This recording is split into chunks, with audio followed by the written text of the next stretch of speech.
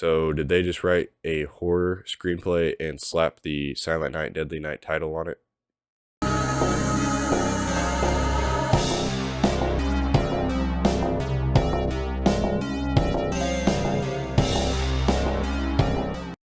Hey, what's going on, guys? Welcome back to the channel and the Silent Night, Deadly Night review series. Today, we are chugging along with Silent Night, Deadly Night 3, Better Watch Out. And apparently this franchise never fails to amaze me, so let's get into Silent Night, Deadly Night Part 3, directed by Monty Hellman. Okay, so this movie pretty much disregards the franchise, the first two movies at least, and tells a story of a blind girl that is being experimented on and having these dreams, and she's connected with Ricky from the second movie. That took me a while to figure out, to be honest with you. I mean, it wasn't until she had the flashback of the opening scene of the first movie where I realized, oh, that's supposed to be Ricky. Ricky is pretty much a almost dead guy. I mean, the top of his head is taken off, and he has this globe thing exposing his brain. He's pretty much like a Frankenstein monster in this movie. It makes zero sense. I don't know why they did that, but anyway, it tells the story of Ricky and this random blind girl that is not introduced in the first two movies, interlinking their minds whenever they're sleeping, and she is seeing what he sees, and she's having dreams, obviously, of this evil Santa Claus, and she doesn't know really what to think of it. Eventually, Ricky wakes up and starts wreaking havoc and is chasing down this girl because their minds are linked. He just won't stop until he gets to her. So the girl's name is Laura, and it's played by Samantha Scully, and honestly, she does play a pretty good blind woman. I don't know if she's actually blind or not. It seemed like she was actually blind. She might be a blind actor, but if not, she played the blindness pretty well, very well, actually, in my opinion. That's why I think she probably actually is probably a blind actor. Bill Moseley is in this movie, and Laura Harring. It says Eric Freeman is in this movie, but I don't think that's Eric Freeman. I think Bill Moseley plays Ricky, so they must have just put him on there because of the flashbacks. First off, to get into what I liked about the movie, honestly, I didn't think it was a bad screenplay for a horror film. I don't know why it was a Silent Night, Deadly Night film, but overall, it was actually an okay Christmas film.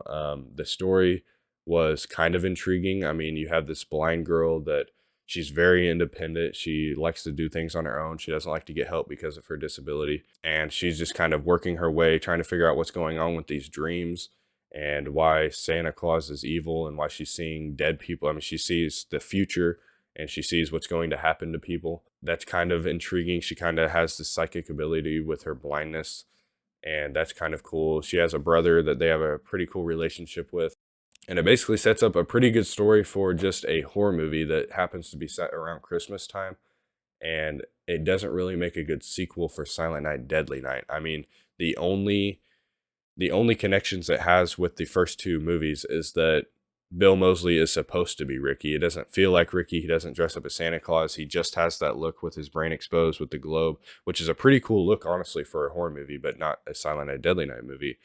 I come to this movie to see a Santa Claus killer, and I definitely did not see that. And he didn't dress up as Santa Claus at all. He didn't even try to. He's like brain dead. He doesn't really, he can't talk. He can't think rationally. He just laser focuses on this girl, on killing this girl, because their minds are linked, and all he remembers is that he is a killer. And it kind of just puts off as a pretty good chase slasher movie. He's chasing them down to this her grandma's house, which is a backwoods house in the woods, which is a pretty cool setting, to be honest. Overall, it's a pretty good, okay B movie slasher kind of psychological thriller, but as far as Silent Night, Deadly Night, I don't know why it's in the series. They could have just made this a separate Christmas horror movie, and it honestly probably would have done a lot better. They could have named it Better Watch Out, just the tagline, Better Watch Out, and it probably would be a horror classic, to be honest, because the story actually is not that bad. I mean, the acting is kind of iffy, and it's definitely 80s cheesy, but overall, I think they had a pretty good story in the script, in my opinion. It's not rated well, so I'm sure I'm probably on an island with that, but I kind of liked the blind girl running from the killer kind of aspect. It was different, it was unique, and it was a lot different from other slashers where you just get a dumb final girl. She's actually very smart, even though she's blind. She maneuvers her way very smartly, and She kind of has this awareness because she's blind. She can hear really well. She can sense what's in the room very well. Like I said, she can kind of see the future with certain people. And I just thought she was a good final girl and a good character all around. And very well played by Samantha Scully. I thought she's a good actor. I'd never seen her before, but I'm actually interested in seeing what else she's in. And I don't think she's in much. It says she's in Silent Night, Deadly Night 4, which I watched that, and she's not. So I don't know why it says that. And she's only in like 2 other movies from the 90s on here. So I don't think she did very much, but that's kind of a shame because I think she's a pretty good actor. And I would have liked to see her in more. Bill Moseley puts off a pretty good performance for the killer. Like I said, he's kind of like a Frankenstein zombie-ish type killer in this movie. He's just, like I said, laser focused on killing this girl, and he moseys around, kills everyone in his way.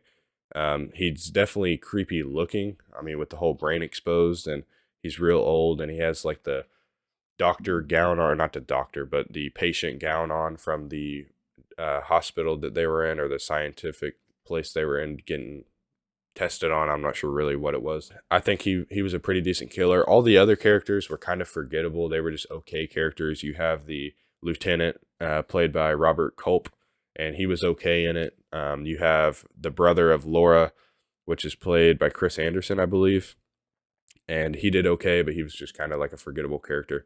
But Bill Moseley and Samantha Scully definitely stole the show as far as this movie goes. They put on the show, and I think they did honestly a decently good job. I mean, it's only, like I said, this movie's only rated at 11%, so I'm probably on an island, and I kind of liked this movie. To get in what I didn't like, besides the fact that it's not a good sequel to the first 2 movies, I think at times it's very slow. I mean, it takes a while for them to get to their grandma's house, and then that's really when the action starts, and Bill Moseley or Ricky starts actually coming after them. It takes a while for them to get there, and then actually when they do get there, it's even kind of slow there. They're kind of just sitting around and hanging around before the action really starts. And like I said earlier, a lot of the characters are forgettable. No standout characters besides Laura and Bill Moseley. Another big negative I have on the movie is that it didn't really feel like Christmas. There was a few things set up in the house that were Christmassy, but I mean, these Silent Night, Deadly Night movies, in my opinion, if I was making them, I would make them overloaded with Christmas. The atmosphere would just needs to be good, and I would have Bill Moseley try to at least try to dress up as Santa Claus. I mean, he still gets triggered by the color red and by Santa Claus images, but I would have at least let him try to dress up like Santa Claus. There's even a point where he's trying to hide his head and he puts on a beanie. Why couldn't he have put on like a Santa hat or something? I don't understand that. Even like with his past, especially with his past, I don't know why they didn't just throw a Santa Claus hat on him. But anyway, those are kind of the negatives I have on the movie. Overall, I thought it was a decent 80s slasher, to be completely honest with you. I probably like it more than most people. I think it was definitely a huge upgrade from Silent Night, Deadly Night 2. That movie was a joke. It kept me mildly entertained, honestly. Going straight from Silent Night, Deadly Night Part 2 to this one, that's probably honestly the reason why I like it as much as I do, because I went straight from Part 2 to Part 3, and that is a drastic difference. Even though it's a completely different story, it's a lot better story than Part 2.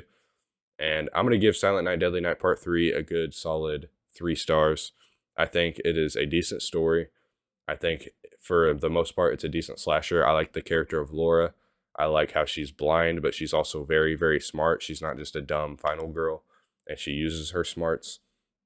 Like I said, I like the performance of Bill Moseley as a killer, even though he's not a good Silent Night, Deadly Night killer. He's a good slasher killer. And I would have liked to see more of that just from like another franchise. That would have been a cool killer. The look was very unique and cool. So I think 3 stars is a good spot for me. Let me know what you guys think of Silent Night, Deadly Night Part 3. If you guys hate it as much as everybody else does, and let me know where all I'm wrong and why I suck at reviewing movies, because I kind of liked this one. But anyway, leave a comment down below. We'll have a conversation about it. And get ready for Silent Night, Deadly Night Part 4, because I watched it last night, and I'm not even sure we're even in the franchise anymore. So stay tuned for that, and I will see you guys in the next one.